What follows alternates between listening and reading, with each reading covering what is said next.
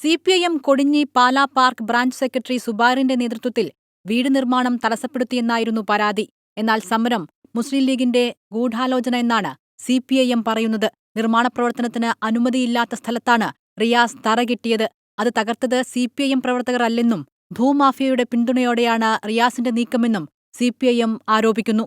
ഇത് വസ്തുത നിങ്ങൾക്ക് അന്വേഷിച്ചാൽ മനസ്സിലാവും. ഇതിൽ യാതൊരു അടിസ്ഥാനവും ഇല്ലാത്ത കാര്യമാണ് ഈ പറഞ്ഞിട്ടുള്ളത്. പാർട്ടിയെ അപകീർത്തിപ്പെടുത്താനും ജനങ്ങൾക്കിടയിൽ തെറ്റിദ്ധാരണ ഉണ്ടാക്കാനുള്ള പ്രവർത്തനങ്ങളാണ് ഇതുമായി ബന്ധപ്പെട്ട് നടന്നിട്ടുള്ളത്.